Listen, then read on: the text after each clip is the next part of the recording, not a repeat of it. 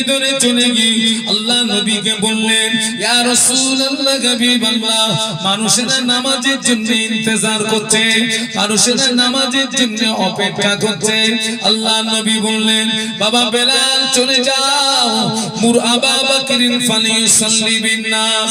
ও বাবা বেলাল চলে যাও, আমার আবু বকরকে গিয়ে বলো, আমার আবু বকর যেন মানুষের নামাজটাকে পড়িয়ে দেয়। আয়েশা সিদ্দিকা রাদিয়াল্লাহু তাআলা আনহা আল্লাহ নবীকে বলেছিলেন, ইয়া রাসূলুল্লাহ, হাবিবাল্লাহ, আমার আব্বা জানকে ইমামতির জায়গায় দাঁড় করাবেন না। আমার আব্বা জান নরম দিনের মানুষ, আমার আব্বা জানের অন্তরটা বড় নরম। ইয়া রাসূলুল্লাহ, আমার আব্বাকে যদি ইমামতির জায়গায় দাঁড় করিয়ে দেন, আমার আব্বা জান আপনাকে না পেয়ে কেঁদে ফেলবে, আমার আব্বা জান আপনাকে না পেয়ে রোজাজি করবে। হুজুরের দায়িত্বটা আপনার অন্য কোনো সাহসী সাহাবীকে দিন। আল্লাহ নবী আবার বললেন না, ও বাবা বেলাল চলে যাও, মুর আবা বকরিন ফালিসাল্লি বিন নাস, আমার আবু বকরকে গিয়ে বলো, আমার আবু বকর যেন মানুষের নামাজটাকে পড়িয়ে দেয়। আল্লাহ নবীর অনুমতিতে আবু বকর হুজুরের ইমামতিতে মদিনার মসজিদে নববী শরীফে নামাজ শুরু হয়ে গেল। যখনই নামাজ শুরু হলো, আল্লাহ নবী ঘরের ভিতরে থাকতে পারেন না। আল্লাহ নবী অস্থির হয়ে পড়েছেন, আল্লাহ নবী ব্যাকুল হয়ে পড়েছেন। আল্লাহ নবী আলীকে ডাকলেন, আল্লাহ নবী আব্বাসকে ডাকলেন, ও বাবা আলী, বাবা আব্বাস, আমার হুজরাতে আসো।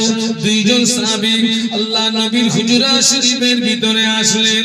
আল্লাহ নবী দুই সাহাবীর কাঁধের উপরে ভর করে আল্লাহ নবী মসজিদে আসছিলেন।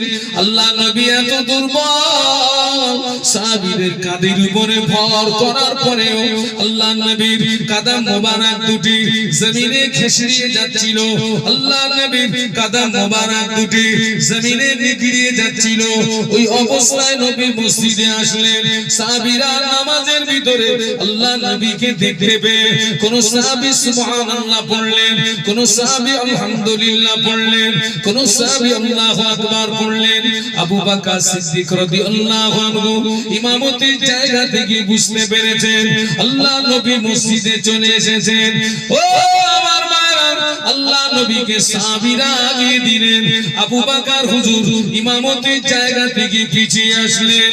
ও ছেলেরা, আল্লাহ নবী অসুস্থ শরীরে শুধু নামাজ পড়েন না, মদিনার মসজিদে নববী শরীফে আল্লাহ নবী অসুস্থ শরীরে সাহাবীদেরকে নিয়ে বসে বসে বসে বসে আল্লাহ নবী নামাজে ইমামতি করেছিলেন।